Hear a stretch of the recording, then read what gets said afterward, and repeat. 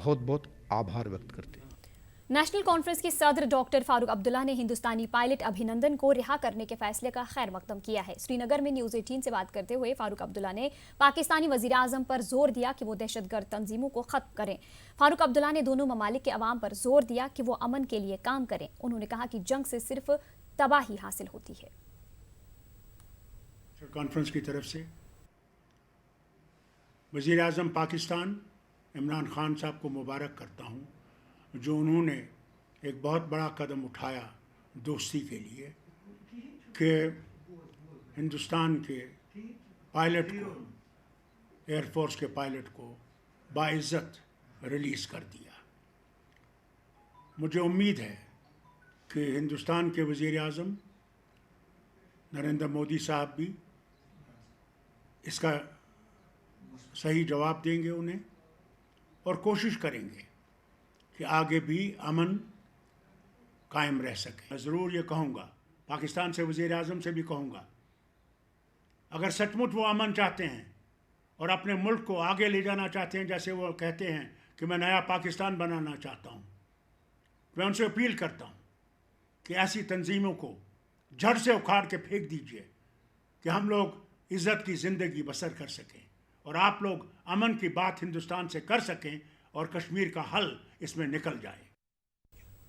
उधर national conference के senior leader व साबिक वजीर पीरज़ादा गुलाम अहमद शाह ने कहा है कि दफ़ा 370 और 35A को कमज़ोर करने की किसी भी कोशिश के खिलाफ जम्मू कश्मीर के अवाम यकजुट होकर मुखालफत करेंगे। नेशनल कॉन्फ्रेंस ने भी पहले ही इस हवाले से अपना मौक़िफ़ वाज़िह कर दिया है।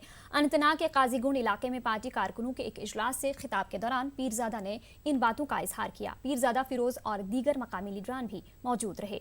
पीरज़ादा गुलाम अहमद ने कहा कि उनकी जमात रियासत में पार्लिमानी इंतखाबात के साथ साथ असेंबली इंतखाबात के जल्द इनाकाद के हक में है, ताकि रियासत में एक अवामी हुकूमत के इंतखाब की राह हमवार हो सके।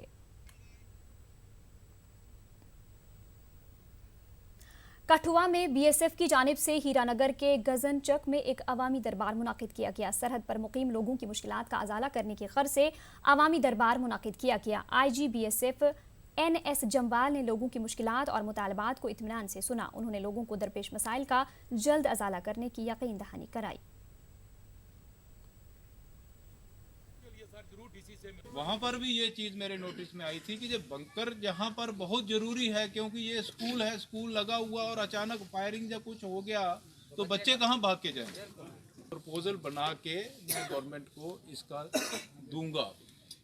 हम लोगों को हो सकता है थोड़ा सा टाइम लगेगा डाटा कलेक्ट करने में, भाई कितने स्कूल हैं जो 5 किलोमीटर के दायरे में आते हैं, और हर स्कूल के अंदर ये बहुत ज़रूरी चीज़ है जो मैं मानता हूँ कि इसकी बहुत ज़रूरत है। पाकिस्तान पे भरोसा तो करना ही नहीं चाहिए जी। आज तक हमने, हमारी उम्र भी हो गई 60+ हो गई है, आज तक उसका कोई भरोसा नहीं है। जब भी कोई बात होती है तो वो, हम डोगरी में बोलते हैं, वो दो दाल लगाता है, होता है ना, चाकी लगाता है।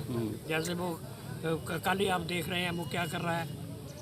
उनकी जो मानसिकता है ना, वो हिंदुस्तान के प्रति अच्छी नहीं है जी। हाँ बिल्कुल, लोगों को सतर्क रहना चाहिए। बिल्कुल उनका कोई भरोसा नहीं है, वो किसी समय भी कुछ भी करते हैं।